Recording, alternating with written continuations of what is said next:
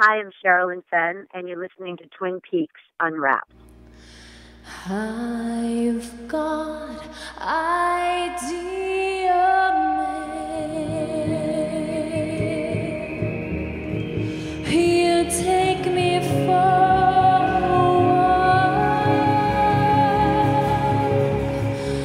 walk under the sycamore.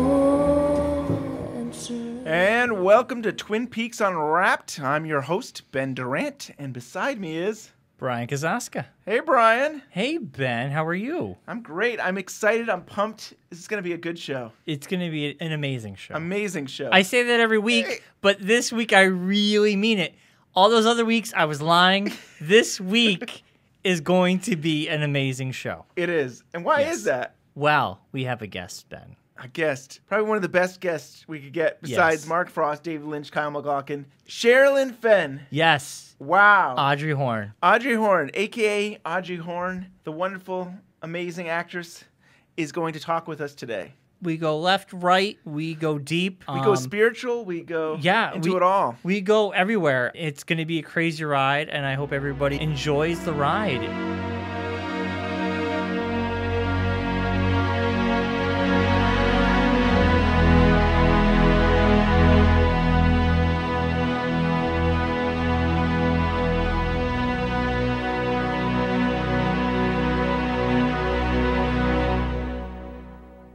So we're on the phone with Sherilyn Fenn, who played Audrey in Twin Peaks. Hi, Sherilyn. Hi. I was blown away about your mom and your aunts. She was in a band called the Susie Q, or Susie in the Pleasure Seekers. And I just want to know what it was like to have a rock and roll mom. Yeah. Well, to be honest, it wasn't so great because me and my brothers were the kids that were sort of left behind in pursuit of whatever they were in pursuit of. And it was an all-girl band that started initially without my mother because she is the oldest of 5 children, and it was started with my Aunt Patty and then my Aunt Susie. At a certain point, they just wrangled her into it, and I guess it brought in more money or whatnot, and so then my grandparents were sort of raising us. So, Oh, wow. as usual, it's not as glamorous as as Yeah. it might seem. Yeah. And your dad was the manager. So they were just kind of off doing the music stuff. Yeah, they started, he was an engineer initially at General Motors, and then in the evenings he was managing the band, also obviously to be around my mother. Yeah. And recently on Twitter, you were talking about that it was Jessica Lange that at the age of 16 that made you want to be an actress. Oh, yeah. I saw Frances in New York. It really blew my mind on a number of levels. First of all, just on the scale of what happened to Frances Farmer in her life as a result of being powerful and spirited and direct and a nonconformist, that somebody would actually do that would actually happen to many people. And then there was, the Jessica Lange of it all, which was, I just thought she was so beautiful and so remarkable. And for me, it was as though she was Frances Farmer. And, I was just a young girl from Michigan. And I remember laying in my hotel bed, staring up at the ceiling, thinking about it and how could a film move me that deeply. And it wasn't then that I thought, I think I'll be an actress. You know what I mean? I was just captivated by it. And a year or so later, when it was, you're going to start your senior year in Beverly Hills High. I'll act. I want to act. I think that there is always reasons far greater than what we're aware of. I did not have a plan to act. I didn't, my family would want my grandfather and stuff.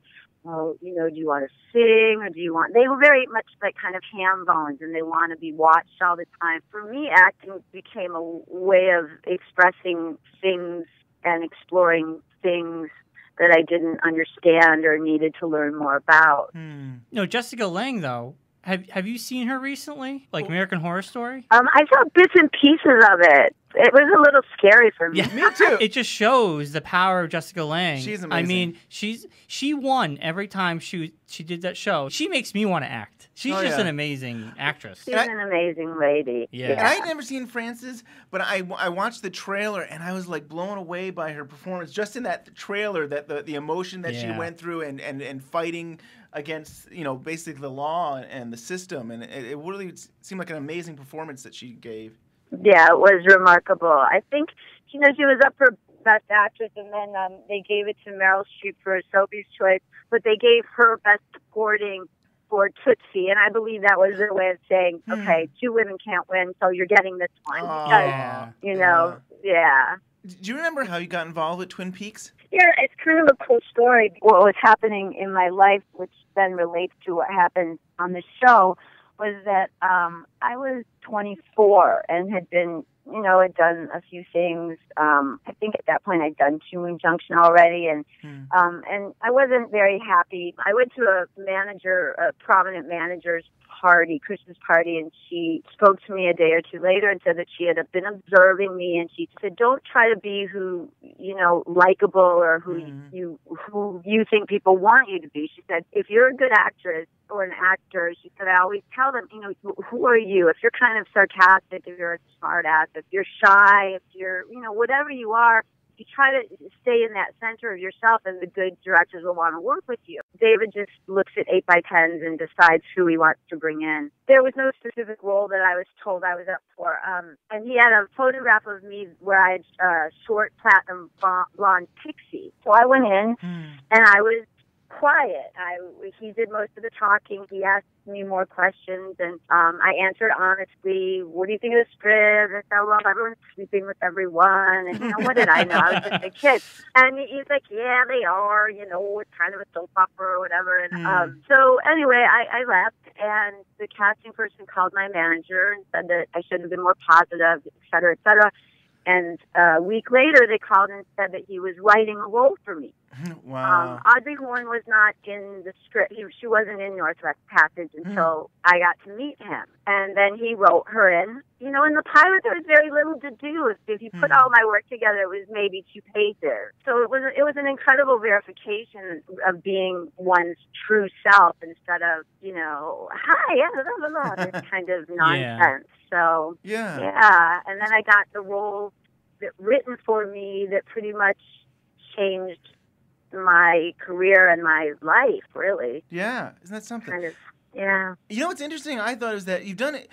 Before Twin Peaks, you probably had done about 10 TV shows and about 10 movies, but you saw that for Twin Peaks, you saw that you still needed to get a teacher, Roy London, to work with you. But I thought, to me, you already were a star. You had already done all this work, and you saw you could always make improvements. Always. I believe until we take our last breath, we grow. Here, it was an amazing gift that I met Roy. I met him after I'd done the pilot. Taught, how to kind of uncover truths within ourselves and what the gift is of acting, and made me fall in love with it again. Yeah, would you have an example of something that maybe Roy helped you with in Twin Peaks, like a scene that you were working on? In broad strokes, Roy says stuff like, you have to have a more important reason to be at an audition than to get the job. I'll tell you what we did work on, being sexy, which was very interesting because there's nothing less sexy than somebody trying to be sexy. Yeah. And what happened was that Laura Flynn Boyle in particular started to kind of do what she thought I was doing, which was not what I was doing. What Roy showed me was that, okay, so where are you? You are a young woman who is discovering her power, who has a certain amount of innocence, who is incredibly romantic and wants to fall in love and has daddy issues. I mean, you just use your truth. I mean, your truth is far more interesting than, a lie, or you're demonstrating something that's not real. You have to, A, have the courage to really see yourself where you are, and then B, have the courage to illuminate that sort of human struggle and be filmed while you're doing it. And that's what happened. No one knew. There was no plan. They were just, Dale Cooper ended up at the hotel, so put him with Audrey. We weren't supposed to be together. Yeah. But after we worked together, something was on film that really worked. And instead of having his character go towards Joan Chen, which was their original plan, they had him start to come towards me. Wow. Until his girlfriend, Laura Flynn Boyle, Yep. Kibosh was an astonishing thing, and first one that told and wasn't supposed to, but oh well, that's me.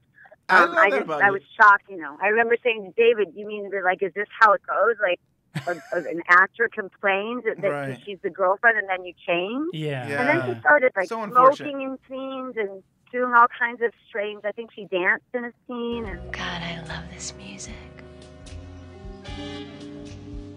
Isn't it too dreamy?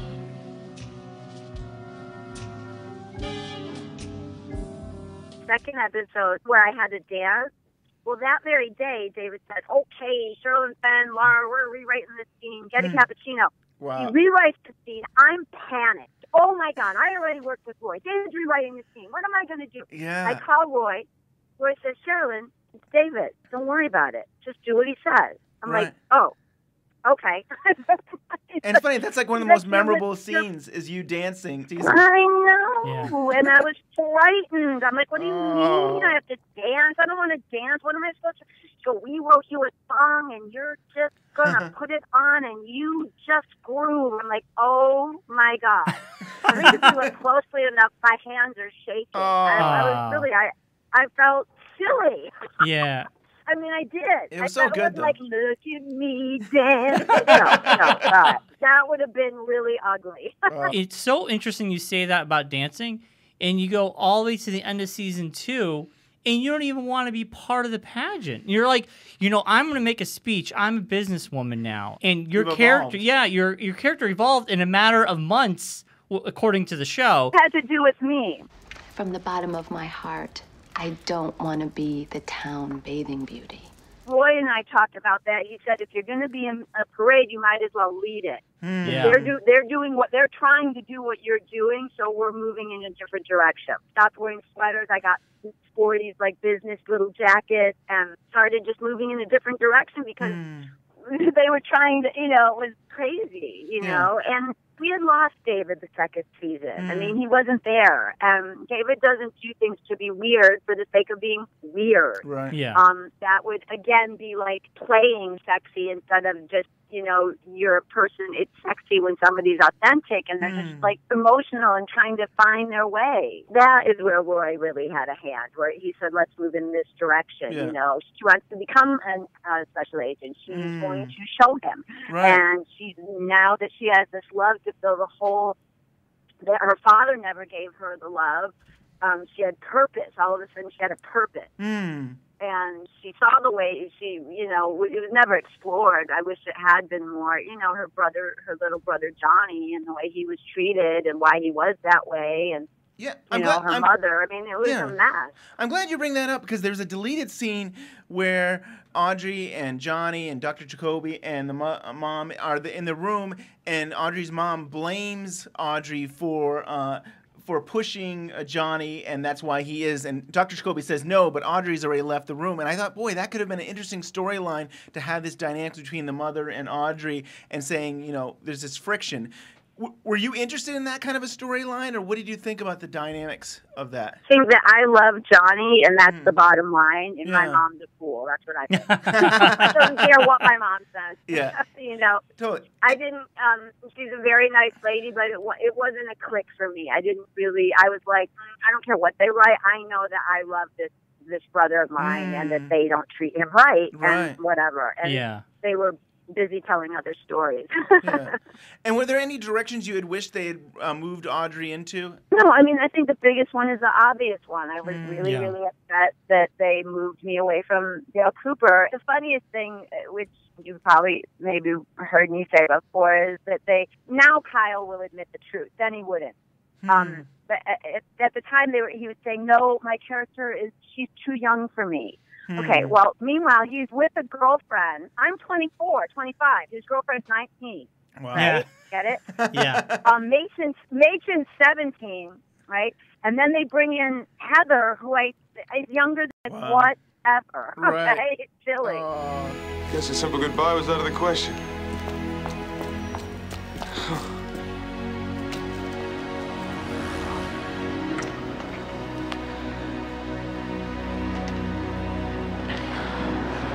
love you. I love you too. Billy Zane. Billy Zane. Yeah. Yeah, he's a very nice person, Right. but just, you know, it was just, It didn't it click. was, no, it wasn't right. Yeah, Because and the other thing came organically. You know Yeah. what I mean? It also seemed like, at least for a few episodes, it seems like they were trying to match up Audrey with Bobby. I mean, there was definitely some. Yeah, there something wasn't going a on couple where you guys were hanging out a little that bit you more. like to lick ice cream. No, they weren't going to do that. They No. weren't gonna, No, they just didn't know what to do with Bobby, and they wanted him around more. And he's Yeah. my buddy. I loved working. I love him so much. But no, they weren't going to hook us up at all. That's Oh, that's good. good. Not That's that good I to hear know that. of. Well, that's good to hear that then. When did you realize that maybe Cooper and Audrey had chemistry? On-screen chemistry can be very different from off-screen chemistry. Kyle and I were friends. We didn't have what I would call chemistry. But when Special Agent Dale Cooper and Audrey Horne came together, something happened. Okay? It just did. Yeah. And at a certain point, David said, "Are you in love with, Kyle?" I'm like, "My God, no." I said, "No, not even a little." Yeah. And not even at all. I said, "But Audrey thinks, he's the bee's knees." What do you want me to say? Something happened, and it was a great thing, and life goes on. Yeah. You mentioned clothing earlier. I guess you wore some of your own clothing on the show? All the time, yeah. Oh, wow. That's really cool. I would have been in really big sweaters, big, huge sweaters like the girls in the first episode. Yeah. They had a big one. I'm like, I ran and grabbed my baby pink cashmere antique sweater, which David ruined, by the way, because when they put me against the wall with the Norwegians, he kept saying, "Tighter, tighter, tighter," and they like pinned it and wrapped it into a ball behind my back and totally stretched it out, but it was worth it. Yeah, a lot of the sweaters, the lace top sweater. I mean, a bunch of them were mine. I was That's just really starting cool. to bring in my own stuff. I didn't know that you could even do that. I didn't know you could just say, "I'm going to bring my own clothing." You were the best dressed on the Yeah, show, you were. definitely. Definitely. Well, normally you couldn't, but see, Audrey was barely in it in the pilot. I don't think anybody knew that was going to happen at all. At all. So they're like, "Oh, we don't care if she wears a pink sweater. It doesn't, Right. Yeah. It just didn't matter." And then all of a sudden, it really mattered. Yeah. Yeah. Thank God. Thank God. To me, the stars of the show was always Cooper and you, Audrey's character. That you guys were to me the star. I mean, I watched it when I was 15 or 16, and I always thought these are the stars of the show, and I couldn't wait to see you. And you playing Audrey, you just lit up the room. I mean, it was something about. I think there's still something about you as an actress that you just know how to light up the room, and there's something special about you, I really think. They asked Roy what makes a star, and he said the extent to which they're willing to reveal their soul. And that's what I try to do when I work, is open my heart and work on real things and be really present. And the camera is always my friend, because people lie, but cameras won't. Yeah. And I always will touch the camera gently, and I'll just say a little prayer and say, "I know if I'm here and I allow myself to just be here, that you'll show my truth. You won't lie." And there's magic. Sometimes things just happen. I walked out of the screening of the pilot. I'm like, no one's ever going to see it. I mean, I didn't know anything. Yeah. Nothing. I think a lot of I had people no didn't know. idea. One thing I really admire about you is that you have enough courage to speak your mind. Where do you think that strength comes from, that you're able to just say what's on your mind? Well, I think that, first of all, being a child and coming from a messed up childhood like many of us do, I was never heard. I think when I got of age, I was going to make sure I was heard. Actually, it was a very transformational moment for that manager to say that to me, and then give me permission to be me, and then for it to be validated by somebody writing a role that then changed my whole life. I mean, when I was a little kid, I was like that. The emperor's naked. What's that big pink elephant on top of me? I would say it. Well, I think that's great. Yeah. I know the fans love that. You don't lie to the fans, and I think you're very truthful and honest and really speak what's on your mind, and I think that we really love you for that. Thank you. Well, I also had a shrink once, and he said, "You never want to have the fatal flaw of cowardice." And I never forgot that. I don't. A friend of mine was doing too many drugs, and I thought he was going to die. I said, "Guess what? He's not going to die without me knowing that I've looked him in the eyes and said, you have a really big problem, and I'm afraid you're going to." I'm not going to stand at the funeral and wonder why I didn't say my truth. What's the point of life? Right. Definitely. Who wants to wear all these masks all the Oh, time? yeah. Good for This you. is part of the problem. This is part of why people are depressed. I want to live an authentic life, so Totally. and I'll fight for it. Yeah, And I will that's fight awesome. for it.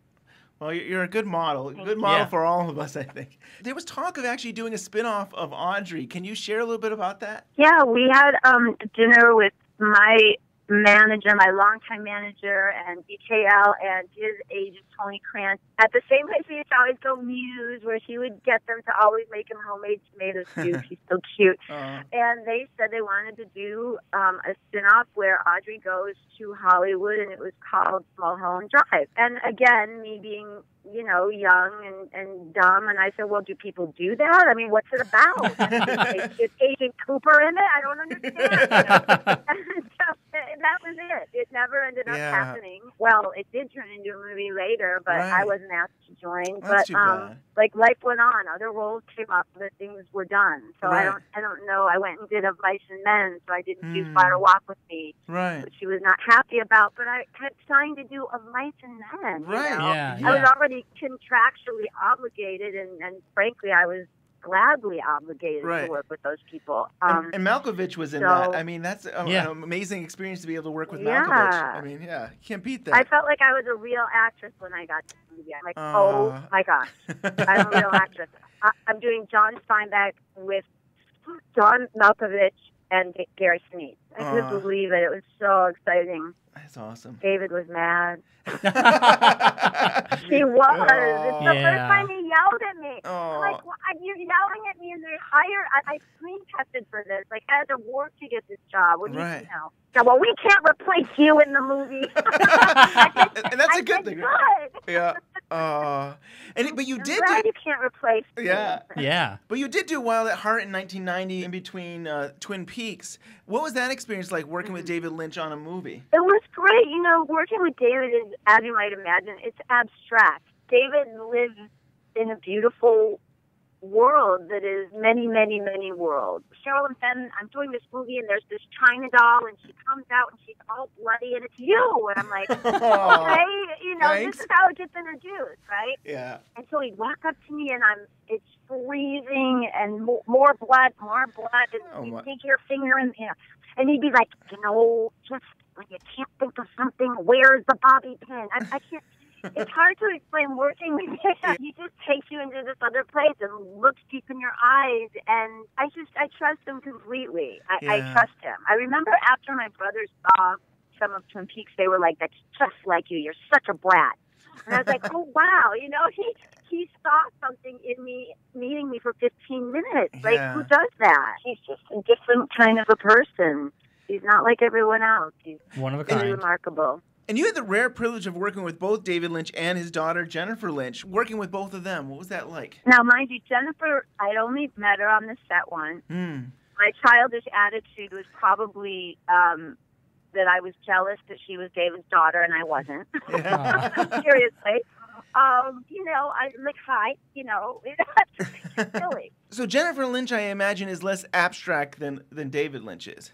She's not. She's not. She's a woman. She's a woman. Jennifer is one of the most brilliant people that I know in my life. I trust her probably more than David because of the woman thing. You know, she's a sister. She's a fellow mother. You know, I'd heard all the controversy around the script, and you know, at first I wasn't interested, and my manager said, just read it. And I couldn't put it down. And then I kind of threw it across the room when I was finished, and I was angry, upset, and knew I had to do it. Boxing Helena, which is next year will be the 25th anniversary of Boxing Helena, which is really something. Very cool. Yeah. How strange. And it is a difficult film for some people that, you know, you basically have this, I mean, Bryon hasn't seen it yet, so you have a woman who is basically put in a box by a man. You know the concept the premise, of it. Sometimes the film seems, is it sexist? Is it really, what is the statement? But you're a very strong character that you play, and I think she really does handle herself very well in the movie. How was your feelings about portraying this character? I would do it again in a heartbeat. I would do the experience a million times over. I love Jennifer. I love the film, the experience of doing it. I don't really watch a lot of my own work. I saw bits and pieces of it. First of all, Jennifer wrote that when she was 19. This is showing the emotional scars that we inflict on each other, only she puts them on the outside and lets you see them that way. Helena is very damaged and clearly very hurt because that pain is always covered with an anger and I'm going to take care of myself, which I think that's actually one of her lines. I'm going to take care of myself. You're not going to take care of me. No one ever has. No one ever will. Metaphorically, the idea of, yes, having a woman in a box. My career is in a box. Any minority can say what box they're in. And the attack that went on her because the other two women backed out or chickened out was ridiculous. Art it's subjective. I give her so much credit, and it really does show the brilliance, again, to be 19, to have written that and had that understanding. She said, it's like having a baby that's not born yet and everyone's saying it's retarded. And I think that if the film was maybe seen now, possibly it would be embraced more just because it's a different time. True. Yeah. You're right. It's like the movie Baby Doll, which is a fantastic movie, but it got Carol Baker blacklisted for the rest of her career. Yeah. Because she was a 19-year-old sleeping in a crib. Wow. In the 50s, and nobody knew what to do with it, and Right. she's amazing. It's Tennessee Williams, People are afraid of what they can't understand. Totally. And good for you that you had the courage to not ignore so many people who are saying, oh, this isn't a good movie, we can't do it. Good for you for saying, hey, I'm looking at this script, and it is a good movie, and I'm going to do it. And how did you find out about it? Did you find out about it through David, or did Jen approach you, or how did this come about? No, they went to my manager and said, will Sherilyn read this? I hadn't met Jen yet, or I had met her, again, just briefly on the set. And so we went and had coffee, and we met with Ed Harris, who was already set to do it. But he said, I have to pull out because if I'm in it, then it becomes really about an older man who's obsessed with a younger woman. And that's not what this story should be. Right. And do you feel like that's true? Do you feel like that's what would have happened if he had taken part in it? No, I wanted Ed Harris to have done it. Right. I mean, he would have been great. He would have been something else to be a part of that. Yeah. Oh, that's too bad. So moving on to Psych. Yes. I mean, it was kind of like a reunion of Twin Peaks it was awesome. family. Yeah, stuff. it was really cool. James loved the show so much that he wanted to do that. I think he was very much behind that. Yeah, that was just a really fun thing. They called and, this offer, and I was all, snotty. No way, I'm not doing it. And then they said, yeah, but so-and-so's doing it, and so-and-so's doing it. I'm like, oh, okay, I'll do it. As long as everyone else is doing it, I'll do it. That's awesome. That's so we had cool. a great time. Oh, that's awesome. Yeah. It was a great episode. Like, I watched the episode after finishing Twin Peaks, and even someone who just watched Twin Peaks, I was so like, this is so cool to see all these characters on this one show and playing these kind of different variations of a character. Homage to Twin Peaks, something else. Yeah, it was a lot of fun. People liked it. Maybe it was a little bit, although they didn't know that they were prophesizing that we were going to come back. Yeah, yeah, definitely. So, Twin Peaks is coming back, and at the time, it was maybe a few years ago now, but David Lynch was getting out, and actually you guys made a video basically to save, to bring Lynch back and stuff. And I love that you were there with your son in the video, and I thought it was a really nice piece that you guys all did. I thought Twin Peaks would come back and I would live happily ever after. I was so happy. And then he called on Easter and said, I'm out. Oh. And I said, what do you mean you're out? If you're out, I'm out. I'm not doing it without you. Yeah. And then I called the other cast members, and Machen is a computer whiz, and we had this idea, and we got everybody on board. And my understanding is that he had agreed to do 9. I think it was 9. And then once he got into the world, he felt like 9 wasn't enough, and he wanted to do twice as many. And that meant twice as much money. And they said no, and he said he's out. And then there was even talk that like Mark and Kyle were still going to do it. And that's when we got together. I said, I'm not doing it. Are you? I'm literally not doing it if David isn't doing it. It's ridiculous. I love Mark. I love Kyle. But sorry, you can't lose the key component. Right. I saw how the second season went. Yeah, you've wasn't lived pretty. it. Twin Peaks without David Lynch, it's like eyes without brows. I think a lot of the fans think you're filled with secrets. Yeah, I always feel like we're always thinking like Sherilyn Fenn has something. She knows stuff. Maybe because I think you were the first one to mention that there possibly be 18 episodes and stuff. So I think we're always excited when when you're sharing stuff with us. I know you guys like it. Sometimes we love it. We love it. David will say, Sherilyn Fenn, stop tweeting. Yes. When we were on the set, I took one picture of me literally in my trailer. And then by the time I got to the set, I was called directly. Oh, no. Wow. Sherilyn Fenn, you can't tweet pictures. I'm like, good God, why can't I tweet a picture of... So I waited till we were finished, and then I tweeted it. Nice. I mean, I'm not giving away any secrets. No. Yeah. Because it's not like I'm saying this happens or that happens. Right, you're not giving away plot details. Yeah, I mean, can you answer, do you tie another knot with a cherry stem in your mouth in season 3? You're so bad.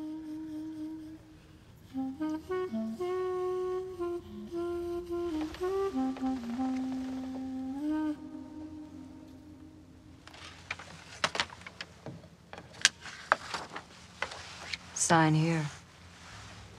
Welcome to One-Eyed Jack's, Hester. You've got a new book out. It's a children's book called No Man's Land. Can you share a little bit about this book? First of all, my true love is children and working with them and being around them because they're completely authentic and free and so beautiful. I love them. And my youngest son is mildly on the autism spectrum, and I used to joke with him because he would say no to everything, even if he meant yes. So this little book just, was inspired, and it was amazing how it all came together. I'm so grateful it's finally out. Looking for a bigger home in terms of publishing because where I am, we're not doing a book tour or anything, and I think I've exhausted my grassroots abilities. I've done as much as I can possibly do. For me, it has a very important message, and actually the publisher said the same, and they said that, this is a good message for all people, for grown-ups, for children, for, spectrum or not. And he said that's why they wanted to publish it, that it wasn't just like time for a celebrity to write a book. Yeah. And I think that, basically we shut down and get into a contracted state of no out of fear, out of sadness, out of whatever it is. And when that happens, it does get pretty dark. I remind myself, and yes is very extreme, but maybe leaves the door open, but maybe it's okay if it doesn't look the way I think it should. And maybe, it's okay that Kyle, ended up in Heather Graham as his girlfriend. And maybe it's okay that my son's father and you know what I mean? I wouldn't want to put, especially now, put things into the world that didn't have something in them. Now, through my career, I've had to do things that I didn't necessarily like because I needed to support myself and have supported myself by myself most of my life. I don't have, parents who have money or any of that. But more often than not, even if, no one else cared, I was, slugging it out, doing the best I could. Then there's you where you're not, and it just is what it is. And that's okay too. Everything can't be, every organ in our body isn't a vital organ. There's some fat cells. So there's some fat cells in my career. And that's okay. I also found this wonderful woman who made these little dolls of the hero character. And, my son is quite happy and proud that he is the star of a book. That's really cool. Yeah, I saw the KTLA 5 interview that you had, and your son was on the show with you, and I thought he was the star of that segment. Like, he had the mic. Wasn't he and great? He was something. He was like, he was like hammed it up, but he was so much fun. He was such a nice kid. He's a little ham bone. He loves to be up there. I was more nervous than he was. He's like, yeah, let's do it. Right. I'm a parent of I have a 1-year-old, a 4-year-old, and a 9-year-old. And as a parent, I'm sure I feel like, okay, stay calm, kids, stay calm. But looking outside, I can say, oh, he's expressing himself, and he's happy. And he was happy to be in that studio and being on TV and stuff. And I thought that was wonderful. It was great to see him there and enjoying himself. And Yeah, he's the best. And it's something to have him be the main character of this book. He must feel so proud to be a part of this, and that his own mom is really expressing this to the world. I think it's a wonderful thing you're doing. Oh, yeah, and we still work on it. We're still like, uh-oh, are you in no man's land? Yeah. I'm not in no man's land. It's like, and he had the things to do with, like, a kindergarten class doesn't look like that. There shouldn't be a treehouse. It should be, you know, a castle in the classroom. I mean, and now he's already, you know, talking to me about the next one. Wow. There's going to be a sequel? Yeah. There's a sequel. Season 2. No Man's 2. Man 2, yeah. I don't know if it'll be called that, but like we talked about, you know, this time, because we went back and forth. The little boy who lived in the land of no, can it be a boy named Christian? Well, it was very dramatic for him. It took a long time, and he decided it absolutely cannot be his name. Wow. Okay? Yeah. And now we're talking about, because he says there's voices. One is like almost like angel on one shoulder, devil on the other. So he's like, so it will be like this. Once Christian left the land of no, you know, and that's just going up. I love it. And you know what I do? I listen. That's what I do. Yeah. Yeah. And that's like the best. Sometimes it's the best parenting is just listening. Yeah. Our job is to keep them safe, but they Right. pretty much are our teachers if we're wise enough to see that. Otherwise, just take all of our unresolved issues and messed up patterns and pass them down. True. Which is never a good thing. True. So if people wanted to get your book and maybe get the new doll, where would they go about finding this? I have them on eBay. Cool. So I search eBay for No Man's Land. But if you go to, eBay under, I think it goes to eBay if you go to children's books, because come to find out, if you just put in No Man's Land, there's lots of things called No Man's Land. So if you go eBay, children's books, No Man's Land by me, then it comes up, and I'm selling it. The dolls are handmade by this wonderful artist, so it takes just a few weeks for her to making them. She's also making Audrey dolls. That's how I found her. That's awesome. Nice. I know this fan sent me this picture of the coolest little stand-up Audrey doll, and then I got a hold of her, and then I thought I should do No Man's Land dolls. So now she's doing everything. She's wonderful. That is awesome. I was thinking of having the hair so that if you put it down on one side, then he's happy, and if you put it down on the other side, he's in no man's land. Like he wanted them to have the expression of only being in maybe instead of no man's land, because no man's land is an unhappy place to be. What a smart kid, right? Yeah. Really smart kid. Yeah, absolutely. I had heard that you were talking about working on your memoirs. How is that coming along? It's coming along in bits and pieces. I do blog occasionally, not as much as I want to, called Postcards from the Ledge. And that's based on when I kind of crawled out on a ledge making Boxing Helena, because I was crazy back then, trying to get my cat about 22 stories up in a Nico hotel. Unbelievable. Seriously, like a ledge. Wow. And there I am crawling across to get my Persian deaf kitten off the ledge. And my friends behind me holding my legs, screaming and crying. It was the dumbest thing I've ever done. Anyway, but I got the cat, and it all turned out okay. I think I was being protected. You know, when I do that, it's not going to be traditional. I just recently read Bryan Cranston's, and I love him so much. Oh, yeah. And I love Breaking Bad. It was probably my favorite show. But yeah, it was so dry. It was this and this and this. And so I really want mine to be a compilation of some poetry, different things. That'd be awesome. Lots of pictures.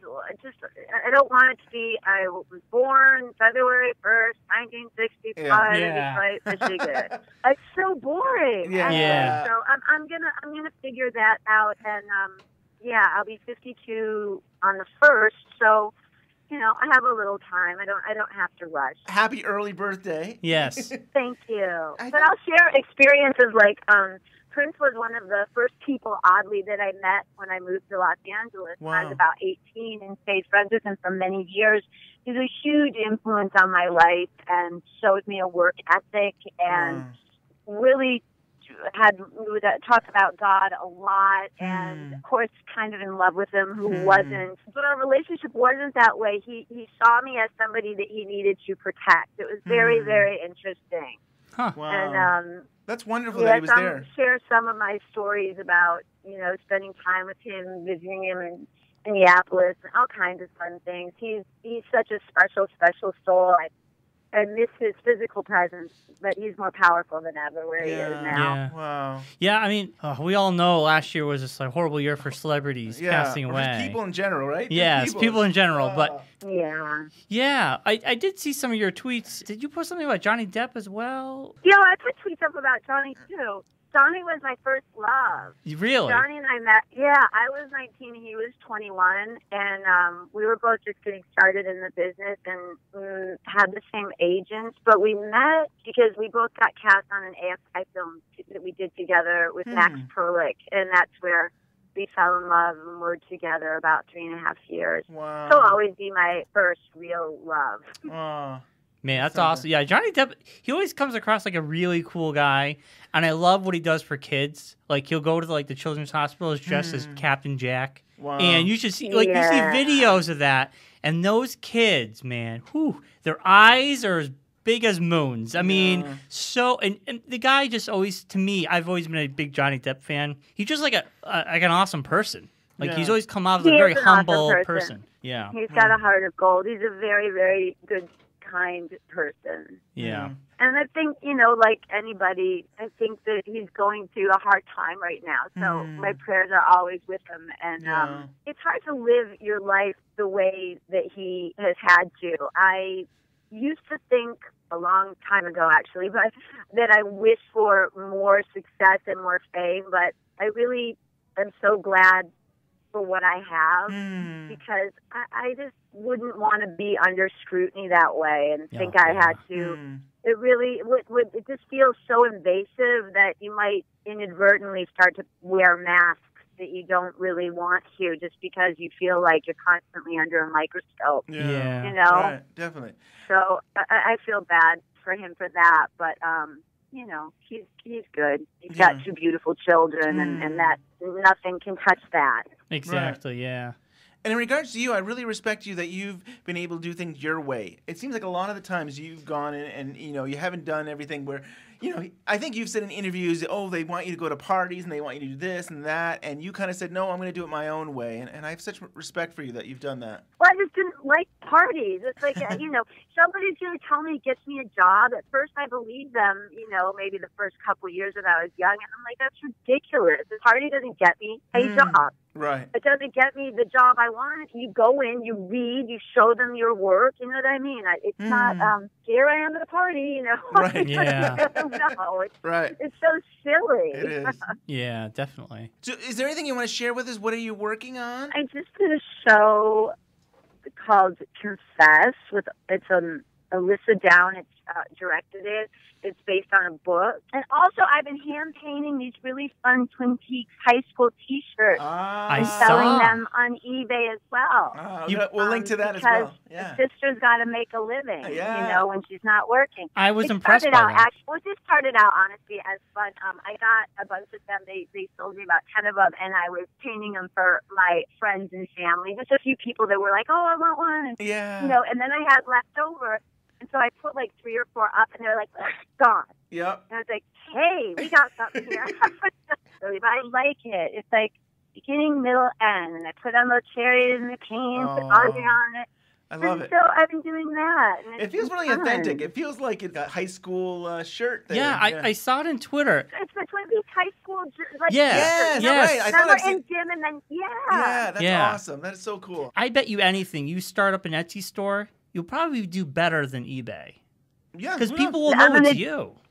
And eBay's difficult. Oh, I don't mind if they do know it's me. I don't care. Yeah, it's like, hi, it's me. They'll write out eBay, and I'll go, well, do you like this? And they'll be like, is this you? And I said, yeah. And they're like, oh, my God. That was me. That was me. Will you ask Sherilyn? I'm like, well, it's me. Sherilyn? I think that was me. Sweet. Yeah. Oh. Well, an interesting thing happened was that by starting to do signings a few years ago, I looked at myself and my work differently because some people are like really emotional and like they'll cry and then I'll cry and then we're all crying and I'm like, oh my God. And like, so people like said, was this happening or did this mean this? Well, half the time they show me things that I didn't know that something meant in Twin Peaks. but sometimes they like just really get you as a person, and that's why I do what I do. Yeah. It's like when you touch them and then you deal with real people that are fans, you think you're in a business with creative people. No, it's mostly business. Yeah. Sometimes you're like, hello, I can dye my hair. Oh my gosh. Like, the other thing I was going to do was I started getting a bunch of little antique sweaters that I like. And I was thinking of maybe like doing different buttons on them, or like doing little decorations on them. And when I do it in the same way that I do my work as an actor, like I made a shirt for my friend who's not well, and each dot that I did, I was like, love, healing, blessing, love, healing, blessing, and sincerely, because I think it's powerful. I think prayer is very powerful, and it definitely is. It's not. I'm not bowing to the altar of money. I don't even own a car right now. It's like I went through the hardest couple of years of my life, but I've never been better ever. Good for you. And we got to be careful in this world, because it can be a pretty dark place. Yeah. It can. Yeah. I feel the same way. I'm very spiritual, very much with God, and I don't think I would get through my life without him. Absolutely, 100%. It says God over my fireplace. And, that's awesome. I recently found a non-denominational church called One Church LA, which has completely changed my life. It's really mind-blowing. I tweeted the other day, if you think that all I have important to say is how to tie a cherry stem, you're missing the point. Yes. And without knowing that this was a doctrine before my work, I would always say this is from him, through him, and for him. Always. I always do that. This from him, through. Let me open my heart, especially in these times. We need to have something to believe in. I posted something on my Twitter the other day that Russell Brand, who's probably the only man that I would marry because I'm not really interested. I'm kidding. But no, he's so brilliant. What he speaks to about having something to believe in these times, and he does it with a great sense of humor. And great. He's a brilliant man. He's a brilliant man. It's called like the Unnews or the this little show.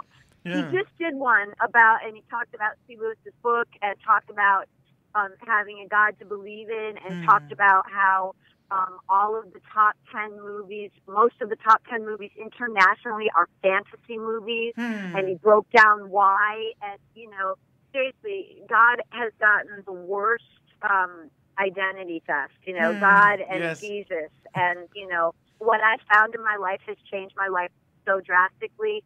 And what's astonishing also is to see how many people are afraid of it, or judge it, or turn away because of it. And I'm like, bye. because I've been a seeker my entire life. Krishnamurti, Course in Miracles, Paramahansa Yogananda, a philosophy school, the Fourth Way School. I've been seeking my whole life, and it came all the way back to the most simple thing: finding a place that is not attached to organized religion, that is based on a God that scares you and hurts you. And that's not what I've had my direct experience with. So that's a whole other conversation. Well, it's a good, People probably don't want to conversation. hear Audrey talk about God, but well, maybe they need to. Yeah.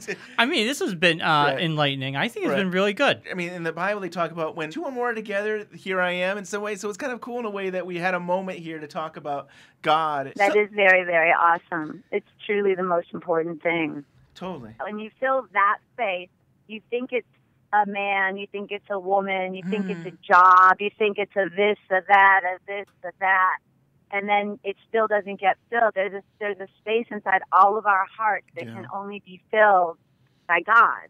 Right. Totally. And when that happens, your whole life changes. I used to talk about stepping into the tear in the fabric, but now, in the past few months, now I live in the tear, and it's astonishing. I make a prophecy. This year is going to explode for me. It's going to be amazing, and I'm really looking forward to seeing what the purpose is. And I have a feeling it's related to children. I don't think necessarily that it's about acting. Not that I don't want to act, because I enjoy telling stories, but, I've been doing it a long time. I think it's going to be a good year. 2017. Before we let you go. It's going to be a great year. Before we let you go, I feel like at least to say, How do you think the fans are going to react to Twin Peaks 2017 without spoiling anything? No spoilers. What is your gut feeling about the In new a couple words. Yeah, without spoilers, without getting you in trouble. What I like, the world doesn't. You know what I mean? I don't really know. And also, David didn't hand out scripts to all of us. Wow. So I know what I do in it. Yeah. And that's all I know. Right. You know? Yeah. I personally feel, I kind of feel my way through life. What David ended up writing for me was amazing.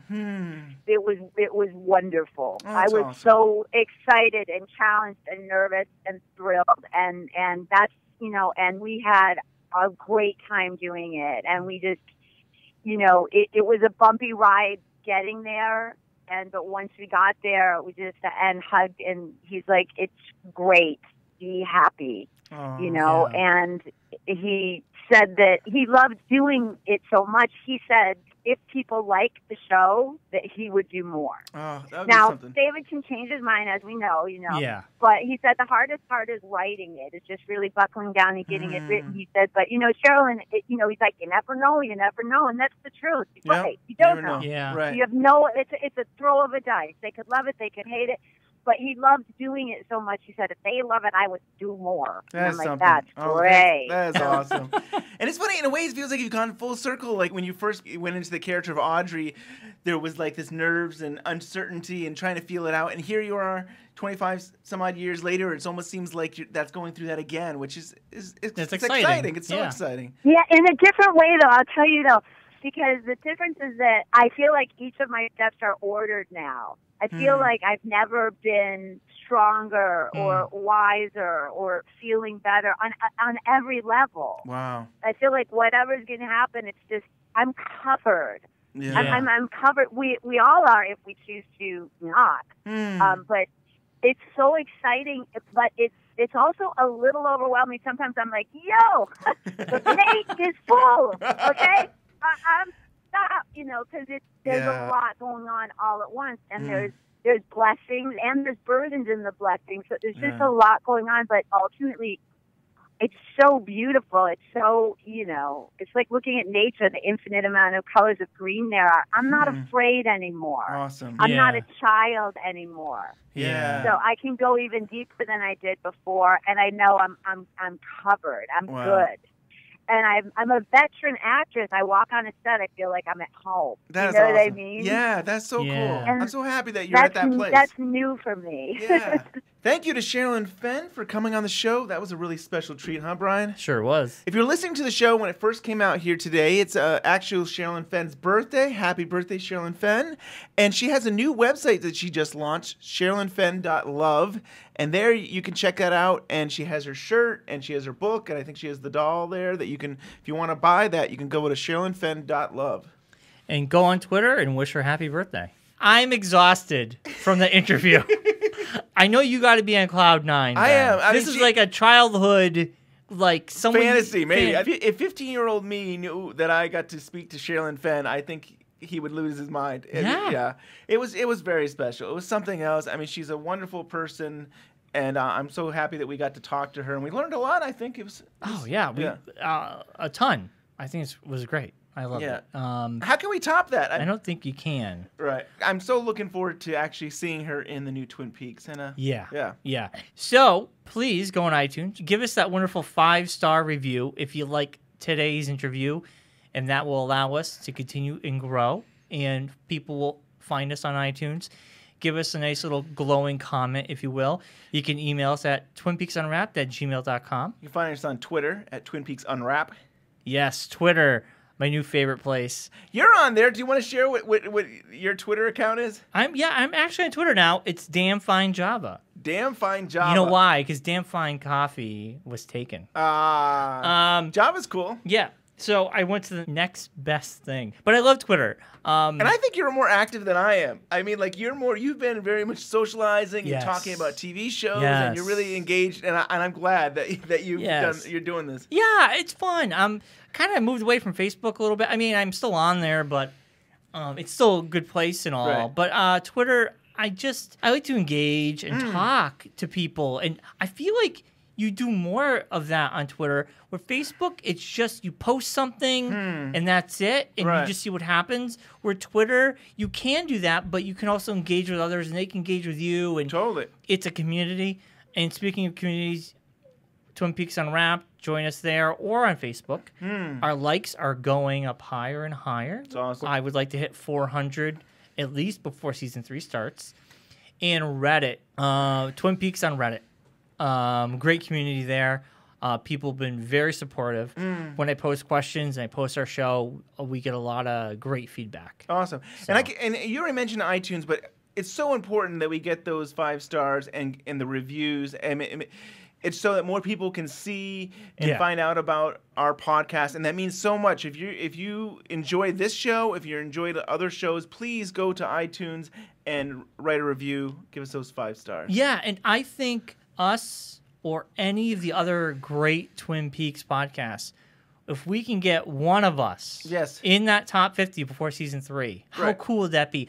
Because when a show comes out, I always look in the top 50. And it does reflect the current pop culture, what's going on. How cool would it be? Season 3 hits, and we just got Twin Peaks podcast in the top 50. That'd be awesome. And if it's not our podcast, other podcasts that you would recommend that are Twin Peaks, what would they be? The Diane podcast. The Red Room, Dear Meadows Radio. Yep, and our new one on the block. Yeah, the new kids there. Counter Esperanto, and they're fans of the show. We're fans of their show. Definitely support those guys. Yeah. We got Brad Dukes. The Brad Dukes show. He's awesome. Sparkwood and 21. Yeah. And countless others that I am missing. But if we can get any of us in that top 50, mission accomplished. Mission accomplished. Yeah, I think so. It's going to happen. It's going to happen. I feel it. 2017, year of Twin Peaks. The year of Twin Peaks. How exciting is that? Well, Bryon, I think that's our show. Yeah, and what a show it was. Yes. I think I'm going to take a nap now.